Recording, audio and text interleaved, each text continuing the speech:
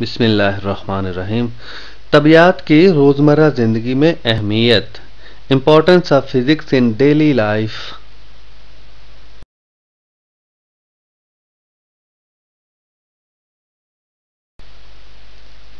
Rocket और शहाब साकिब। दुनिया की बेशुमार चीज़ें, बेशुमार ईजादात पर अगर गौर किया जाए तो उनका बराह रास्त ताल्लुक़ तबीयत से बनता है। देखें, रॉकेट जब ज़मीन से ऊपर फेंका जाता है, भेजा जाता है, तो रॉकेट के पिछले हिस्से से बहुत सी तेज़ी से गैसें निकलती हैं और ये अमल होता है और रद्द अमल के तौर पर रॉकेट ऊपर उठता है।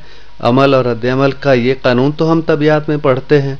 और शहाब साकिब, ये किसी सितारे से कोई टुकड़ा टूटता है और टूट कर ज़मीन की तरफ आता है, तेज़ी से आता है और हवा के साथ जब रगड़ खाता है तो इसमें हरारत पैदा होती है और चमक, रोशनी पैदा होती है जिससे ये चमकता है। तो ये सारे कवानीन जो है वो तबीयत से ताल्लुक़ रखते हैं।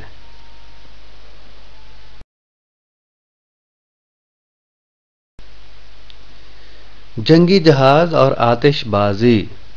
शुरू में आलाते ज़रबो हर्ब और तरह के थे, तलवारें थीं और इस तरह की दूसरी चीज़ें थीं, लेकिन वक्त गुजरने के साथ साथ उनमें जिद्दत आती गई और आजकल जदीद तरीन हवाई जहाज़ हैं और उनके ज़रिए असलहा एक जगह से दूसरी जगह फेंका जाता है। एटम बम इनके ज़रिए फेंका जाता है, जदीद तरीन असला और रॉकेट इनके ज़रिए से फेंके जाते हैं। तो जूँ हमने तबीयत के और साइंस की जो दूसरी शाखें हैं उनसे मुतल्लिक़ क़वानीन इस्तेमाल किए हैं और इजादात हुई हैं, तो तरीक़े भी बदल गए हैं, आलाते हर्ब व ज़रब और दूसरी चीज़ें भी बदल गई हैं। आप देखिए कि आतिशबाजी ही ले लीजिए, छुरलियाँ और पटाखे। जब छुरली को नीचे आग लगाई जाती है तो वो रॉकेट की तरह ऊपर उठती है और इसमें भी तबीयत के क़वानीन इस्तेमाल होते हैं। हम अपनी रोज़मर्रा ज़िंदगी में जो चीज़ें इस्तेमाल करते हैं उनको अगर गौर से देखें तो तमाम चीज़ों में कोई ना कोई साइंस का कानून जो है वो अमल कर रहा होता है।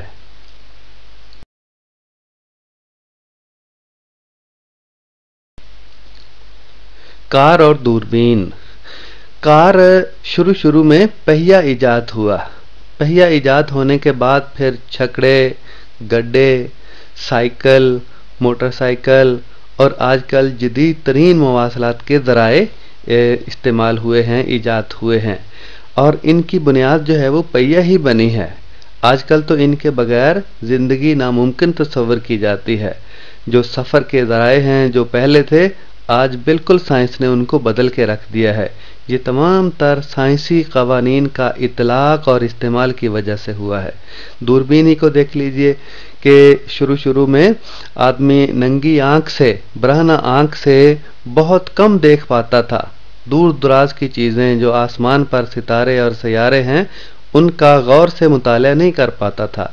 लेकिन दूरबीन की ईजाद हुई तो दूरबीन ने दूर दराज की जो फलक पर मौजूद अशिया हैं उनका मुताला करना आसान कर दिया और खुर्दबीन की ईजाद ने बहुत बारीक बैक्टीरिया हो गए और जरासीम हो गए, उनका मुताला करना आसान कर दिया और बहुत सी बीमारियों पर काबू पाने के लिए ये तहकीकात जो है वो कारआमद साबित हुई हैं और हो रही हैं और जदीद तरीन तहकीकात मज़ीद हो रही हैं ताकि इंसानी ज़िंदगी में आसाइशें पैदा की जा सकें और खिदमत खल्क के काम को आसान बनाया जा सके।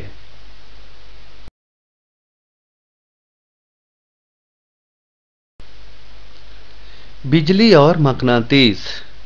शुरू में इंसान ने आसमान पर बिजली को चमकते हुए देखा और जहन में कुछ तसव्वुरात पैदा हुए। इंसान ने सोचा कि क्या ये बिजली मसनूई तौर पर भी पैदा की जा सकती है और उसको अपने काम में भी लाया जा सकता है। चुनांचे उसका कुदरती तौर पर यह तजर्बा हुआ कि कुछ चीज़ों को रगड़ा गया तो शोला पैदा हुआ, चिंगारियाँ पैदा हुई। तो उसने समझा कि इस तरह के मज़ीद तजुर्बात करके काम को आगे बढ़ाया जा सकता है और इंसान की सोच ने और सोच की जिद्दत ने उसको आगे बढ़ने पर मजबूर किया। और आज आप देखें कि बिजली जो है वो, बिजली के बगैर तसव्वुर नामुमकिन है। تمام کارخانے ہوں، کمپیوٹر ہوں اور دوسرے آلات ہوں، بجلی کے بغیر کام نہیں کرتے۔ تو بجلی جو ہے وہ آسمان پر جو چمکتی تھی، انسان نے زمین پر اسے بنایا اور اپنے کام کے لیے، مفید کاموں کے لیے استعمال کیا۔ اسی طرح مقناطیس ہے، شروع میں آدمی کا اتنا تو تجربہ تھا کہ زمین سے کچھ دھات نکلتی ہے جو چیزوں کو اپنی طرف کھینچتی ہے، اور اس دھات کو پھر انسانوں نے خالص بنایا اور مقناطیس بنائے۔ مقناطیس کی طاقت سے پھر بہت سی چیزیں جو ہے، بہت سے کام جو ہے وہ لیے جانے لگے۔ دراصل مقناطیس کی اور بجلی کی طاقت ایک ہی ہے۔ یہ جو موٹریں چلتی ہیں، جہاں بجلی ہوتی ہے وہاں مقناطیسی طاقت پیدا ہو جاتی ہے۔ یہ جو موٹریں چلتی ہیں بجلی سے، اس میں برقی مقناطیسی طاقت پیدا ہوتی ہے، بجلی کی بھی اور مقناطیس کی۔ دراصل بجلی کی اور مقناطیس کی طاقت ایک ہی ہے۔ ڈاکٹر عبدالسلام نے یہ نظریہ ثابت کیا۔ تو آپ دیکھیں کہ بجلی اور مقناطیس کے بغیر جتنی الیکٹرانی چیزیں ہیں، تقریباً ہر الیکٹرانی جو چیز ہے جو چلتی ہے بجلی سے، ٹیپ ریکارڈر ہے، کمپیوٹر ہے، ٹی وی ہے، دوسرے آلات ہیں، تمام میں بجلی اور مقناطیس کے جو اصول ہیں وہ کار فرما نظر آتے ہیں، اور ان کے بغیر یہ اصول اگر وضع نہ کیے جاتے، یہ چیزیں اگر وضع نہ کی جاتی، تیار نہ ہوتی، تو آج جو سائنس کی جدید ترین ترقی کا دور ہم دیکھ رہے ہیں وہ نہ دیکھ پاتے۔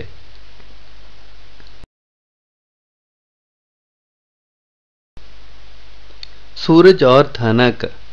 آپ جانتے ہیں کہ دنیا میں توانائی کا سب سے بڑا ذریعہ سورج ہے۔ سورج نہ ہو تو ہماری فصلیں نہ پکیں، اور زمین پر جو گندگی پڑی ہے وہ گل سڑ کر اور زیادہ بدبو پیدا کرنے لگ جائے۔ تو سورج کی شعاعیں زمین پر پڑتی ہیں، بے شمار بیکٹیریا، جراثیم اور نقصان دہ چیزیں ان کو مارتی ہیں اور انسانی زندگی کو قابل رہائش بناتی ہیں۔ اور آپ دیکھیں کہ سورج کی توانائی کو سائنسدانوں نے سائنسی اصولوں کو استعمال کر کے مفید مقاصد کے لیے استعمال کیا ہے۔ جدید ترین ذرائع سے شمسی سیل ایجاد ہوئے ہیں جن پر سورج کی روشنی پڑتی ہے، اور وہ آگے پھر توانائی دیتے ہیں، طاقت فراہم کرتے ہیں، جن سے ٹیوب ویل چلتے ہیں اور دوسری مشینیں چلتی ہیں۔ اسی طرح سورج کی توانائی کو مصنوعی طریقے سے اکٹھا کر کے عدسوں کے ذریعے ایک جگہ پر چولہے بنائے جاتے ہیں، جن سے ہم کھانے پکانے کی چیزیں پکاتے ہیں، اور دوسرے کام جو ہے وہ اس سے لیتے ہیں۔ اگر آپ غور کریں تو سورج کی توانائی کو ہم جن مقاصد کے لیے استعمال کرتے ہیں ان کی ایک لمبی فہرست بنا سکتے ہیں۔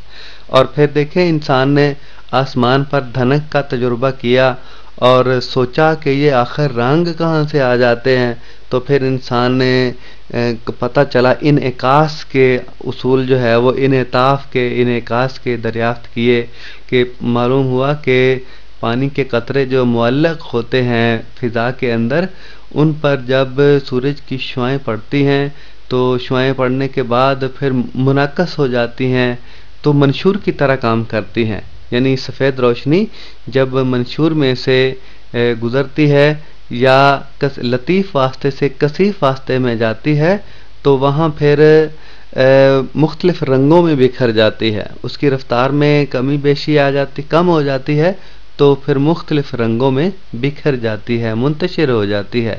تو اس طرح بہت سے جو طبعی آثار تھے انسان اپنی آنکھ سے دیکھتا تھا، اس پر انسان نے سوچا، اور وہاں سے پھر اس کی سوچ کی جدت نے انہیں بہت سی ایجادات کرنے پر مجبور کر دیا۔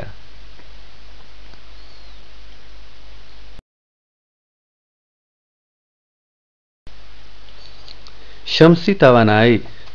اس تصویر میں آپ کو چھت پر لگے ہوئے شمسی پینل، شمسی سیلوں کے تختے نظر آ رہے ہیں۔ یہاں ان کو ایک سلسلہ وار طریقے سے سیلوں کو جوڑا گیا ہے، شمسی سیلوں کو جوڑا گیا ہے۔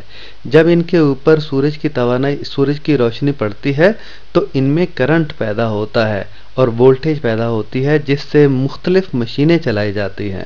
آپ ذرا غور کیجئے گا کہ بہت سے ممالک اپنے ملک کی جو توانائی کی ضروریات ہے ان کا بیشتر حصہ شمسی توانائی سے پورا کرتے ہیں، جو مفت کی توانائی ہے، مفت میں ملتی ہے، اور ہم اس توانائی کو ضائع کر رہے ہیں۔ ان ممالک میں دراصل ایک مستقل مزاجی سے پالیسی ہے سائنس پر کام کرنے کی، پڑھنے کی، پڑھانے کی، اس پر عمل ہو رہا ہے اور تسلسل کے ساتھ عمل ہو رہا ہے، اور کئی سال 30-40 سال تک جب مسلسل ایک پالیسی پر عمل ہوتا ہے تو پھر ترقی کے ایجادات کے دروازے کھلتے ہیں۔ تو یہ ممالک، اگر ہم بھی انسان ہیں، ہم بھی انہی کی طرح انسان ہیں، ہم بھی اگر اپنی پالیسیوں میں تسلسل اور پالیسیاں اپنے زمینی حقائق اور تہذیب و ثقافت کو مد نظر رکھ کر بنائیں تو ہم پر بھی ایجادات کے دروازے کھل سکتے ہیں، اور ہم بھی وہ ترقی کا سنہرا دور دیکھ سکتے ہیں کبھی جس پر ہم فائز تھے اور آج شاید اس کو ترستے ہیں۔ یہ تمام تر ہماری اپنی ہی پالیسیوں کا جو عدم تسلسل ہے اس کا نتیجہ ہے۔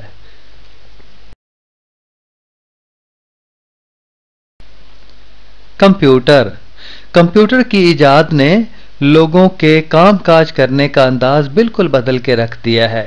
کوئی بھی شعبہ ہو، کوئی بھی محکمہ ہو، کوئی بھی دفتر ہو، کمپیوٹر کے بغیر اس میں کام کرنا اب ناممکن سمجھا جاتا ہے۔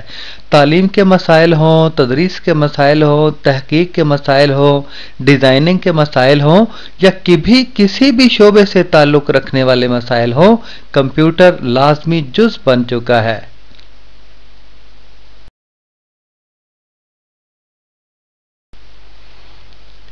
ایٹم بم اور تیر کمان۔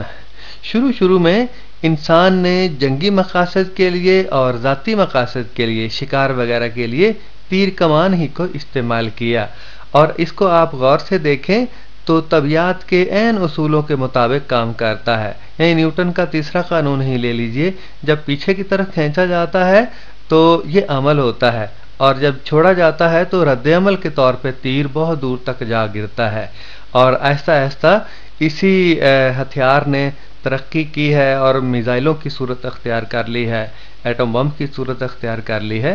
ایٹم بم ہی کو دیکھ لیجئے کہ ایٹمی مواد کا تیار کرنا سینٹریفیوج مشینوں کے اندر اور اس کا پھٹنا تمام تر طبیعت کے، الیکٹرانکس کے، کیمیا کے اصولوں کے مطابق ہوتا ہے۔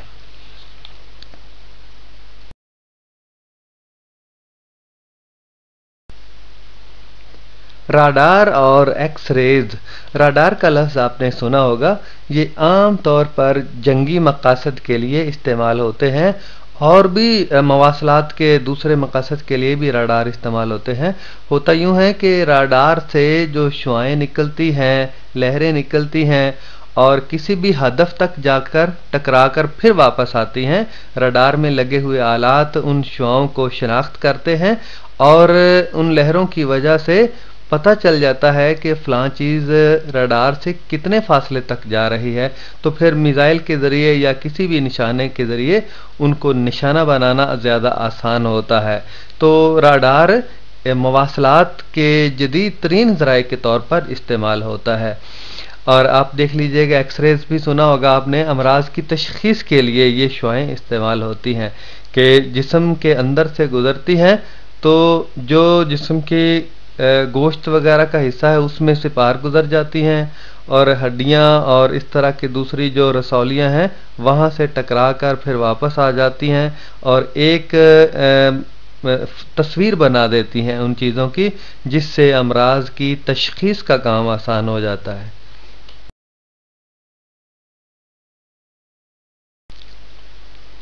لہروں کے سنگ۔ اگر آپ اپنے ماحول میں ارد گرد جو مختلف عوامل رونما ہوتے ہیں ان کا غور سے مشاہدہ کریں تو ہر ایک میں طبیعت کے، کیمیا کے اور سائنس کی دوسری شاخوں کے اصول کار فرما نظر آتے ہیں۔ یہاں آدمی جو تختے کے اوپر بڑی بڑی لہروں پر اپنے آپ کو متوازن رکھتا ہے، توازن کی حالت میں رکھتا ہے، یہ طبیعت ہی کے اصولوں کے مطابق ہے۔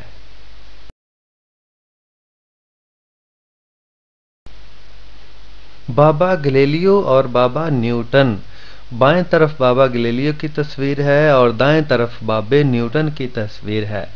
بابا گلیلیو کو تو وقت کے حکمرانوں نے پھانسی کی سزا دی تھی ان کے نظریات کی بابت، اور بالآخر دیکھ لیں دنیا نے تسلیم کر لیا کہ جس شخص کو پھانسی کی سزا دی تھی وہ بہت بڑا موجد تھا، بہت بڑا سائنسدان تھا۔ اور بابا نیوٹن کے قوانین تو آپ اپنی طبیعت کی کتاب میں پڑھتے ہیں، نیوٹن کا پہلا قانون، دوسرا قانون، تیسرا قانون، اور سامنے دیکھیں یہ دنیا سے ذرا ہٹ کے سوچنے کے عادی ہوتے ہیں سائنسدان۔ سیب تو صدیوں سے گرتا رہا ہے درخت سے، لیکن جس غور سے، جس مشاہدے کے ساتھ نیوٹن نے دیکھا کسی اور نے نہیں دیکھا کہ سیب، اس نے سوچا کہ سیب زمین کی طرف کیوں آتا ہے، اوپر آسمان کی طرف کیوں نہیں چلا جاتا، اور یہاں سے اس نے قانون تجاذب جو ہے وہ اس کی ایجاد ممکن ہوئی۔ تو بات یہ ہے کہ سائنسدان ذرا ہٹ کے مختلف انداز سے، مختلف زاویے سے سوچنے کے عادی ہوتے ہیں۔ آج ہم میں سائنسدان کیوں نہیں پیدا ہوتے؟ ہم چیزوں کا مشاہدہ غور سے نہیں کرتے۔ آپ نے جو مشاہدہ، مفروضہ اور تجربہ، ان سارے مراحل سے اپنے آپ کو نہیں گزارتے، ذرا ہٹ کے سوچنے کے عادی نہیں ہوتے۔ یہ جو ہم رٹے کی وبا ہے، ہم سوچنے کے عادی نہیں ہے کہ ہم میں یہ وبا آ کیوں گئی ہے، کیا قصور ہے، نصاب کے اندر ہے، ہمارے نظام تعلیم کے اندر کوئی خرابی ہے۔ جب آدمی غور سے سوچتا ہے، لوگوں کا گروہ غور سے سوچتا ہے تو حل نکل ہی آتا ہے۔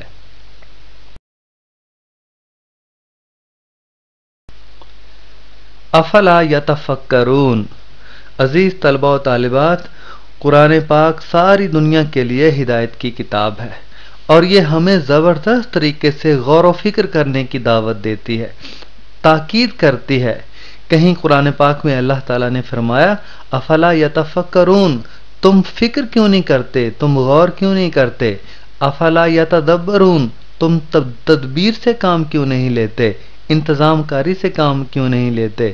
افلا یعقلون تعقلون ینظرون تنظرون، کہ تم دیکھتے کیوں نہیں ہو، عقل سے کام کیوں نہیں لیتے؟ بار بار غور و فکر کرنے کی تاکید کی ہے، تاکہ ہم اپنی ناکامیوں کی طرف دیکھیں، ان کے اسباب کا جائزہ لیں، اور پھر کامیابیوں کی سیڑھی چڑھتے چڑھتے ہم منزل مقصود تک پہنچ جائیں۔